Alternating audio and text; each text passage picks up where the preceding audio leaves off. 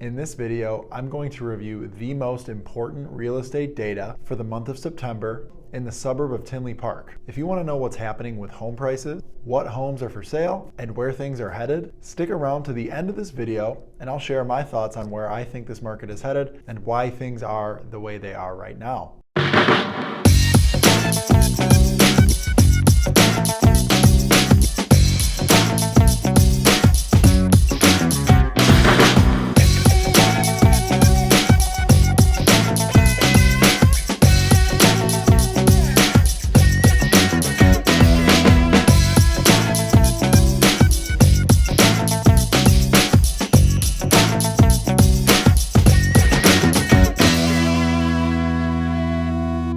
This information is going to apply to single-family detached homes. If you want all of this information about attached single-family, so like condos and townhouses in Tinley Park, just comment attached in the comment section below, and I'll just email you a written summary of this report for attached single-family homes in Tinley Park. Those numbers actually look quite different. So if you are in the market for a condo or a townhouse, or you currently live in a townhouse or a condo in Tinley Park, you might want to pay attention to that information. So again, just shoot a comment in the comment section, or you can email me, call me, whatever, I don't care. However you get a hold of me, that's totally fine. If you're new to the channel, my name is John Sintich. I'm your go-to Chicagoland realtor in the south suburbs of Chicago, and I'm your guide to building wealth through buying and selling real estate. So what happened in the real estate market in September in Tinley Park? There were 48 closed sales in Tinley Park in September, which is down 4% from the same time last year, and it's actually up 2% from last month. Now that really doesn't move the needle that much, does it? 4%? It's not a huge number. Well, this will. Let's look at pending sales. 31 homes went under contract in September, which is a 26% decrease from the same time last year. And it's a 45% decrease from the month of August to September. So almost a 50% decrease month to month. So we're seeing a dramatic decrease in the sale of properties in the Tinley Park area. In September, Tinley Park also saw a drop in the percentage of the list price received. What does that mean? Let's say you list your home for $300,000, okay? The amount that the buyer actually pays for the property is obviously the amount that you receive. If the buyer offered you $300,000 and paid $300,000, you would have received 100% of the list price, right? This is a metric that sellers can care about and should care about. Obviously, you want to get 100% of what you ask for your property or more, obviously would be great. And over the last few years, Tinley Park sellers have gotten at least 100% of what they're asking for. You know, when I sell a property over the last 2 years, it's typically selling for over 100% of the list price if it's priced competitively and priced correctly.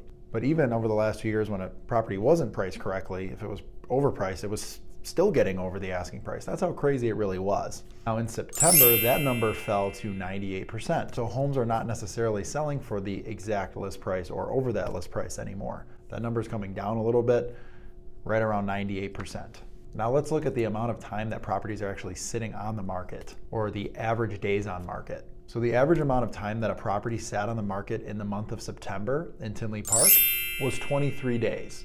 That's actually up from 20 days the same time last year and up from 21 days in August. Not a huge change in those numbers, but if you go back to July, the average days on market was about 13 days. Again, that's a sign of a market shifting into a more balanced market versus just a seller's market. But we still have a long way to go.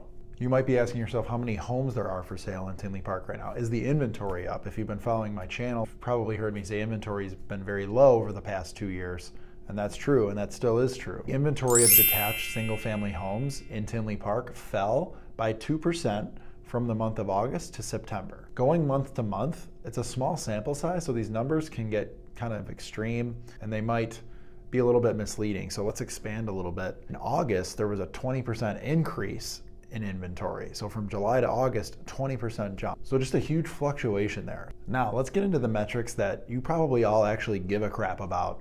How did all of these stats that I just rattled off, how did they affect the median single-family home price? Because that's what we all really care about, right? The prices. The prices come down. Can I buy something cheaper? Well, we actually saw the median sales price of a detached single-family home increase in September by 8% from the same time last year. So in a year's time, prices went up by about 8%. At the end of September, the median sales price for a single family home in Tinley Park was $322,450. So as I said at the beginning of this video, I'm going to be sharing my thoughts on where I think this market is headed and what I think is kind of going on. I've heard this mentioned on a podcast recently, and I thought it was brilliant.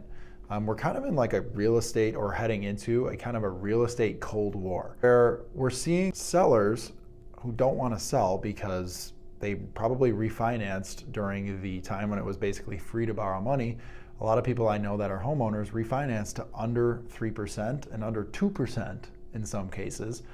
So if you're sitting on a property with a 2% interest rate, a lot of people aren't jumping at the bit to buy something at a 7% interest rate, because at the time of this video, we're just over 7% interest rates right now.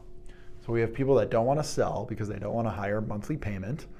And then we have people that aren't necessarily excited to buy because, again, they're buying at 7% and prices are still high. So we're seeing people that don't necessarily want to buy and people that don't necessarily want to sell. Hence a real estate kind of cold war. So how's that going to affect home prices? Well, we're still seeing this issue with sellers not wanting to sell isn't going to help this inventory crisis. The buyers don't want to buy necessarily, so demand is much lower. The supply is not coming up very much. So we can't really expect a big crash in the real estate market. And I've said this, for the last 2 years, don't expect a crash, don't expect a crash. The same logic still applies. Just because interest rates are crazy high now compared to where they were 2 years ago or a year and a half ago, doesn't mean the market's going to crash. You have stricter lending standards that we did leading up to the '08 crash, right? They were giving out these ninja loans, no income, no job. You can get a loan for a $300,000 house. That is completely non-existent today. Americans on average have a much healthier equity position, meaning they have a healthy balance of what they owe on their mortgage versus what their house is actually worth. So there's not going to be a ton of foreclosures, because let's say we go into a massive recession and someone loses their job and can't pay their mortgage. They're not going to have to get foreclosed on because they have a ton of equity in their house. They can just sell it. A wave of foreclosures is it brings property values down dramatically, but we're not going to see that. So if you're watching this video and you're thinking about buying and you're not sure if you should or not, here's my advice to you.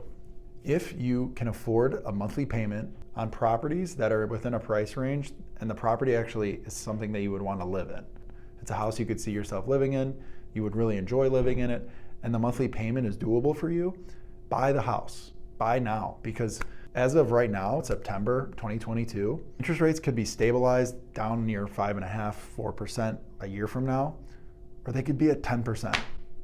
That's how little we know where interest rates are going based on what the Federal Reserve is doing, raising rates to fight inflation. Every new inflation report that comes out says that inflation is still not under control. The Fed's going to continue to raise interest rates. And raising interest rates doesn't have a long-term positive effect on bringing down inflation. So we're going to continue to see possibly inflation for a long period of time. And guess who benefits when we're in a period of inflation? People who own assets. Real estate is an asset. So owning the asset during an inflationary period, which we don't know how long we're going to be in it, it's not going to just end tomorrow with these rise in interest rates. So we could see interest rates close to 10% next year. We really don't know. We just don't know. So would you rather buy now, at some point the rates come down and you could refinance and your monthly payment's even lower and you're much happier, but you were already comfortable paying that monthly payment? Or you're just going to sit on the sidelines and just watch interest rates go up and up and up and possibly never be able to afford a house in the next God knows how many years?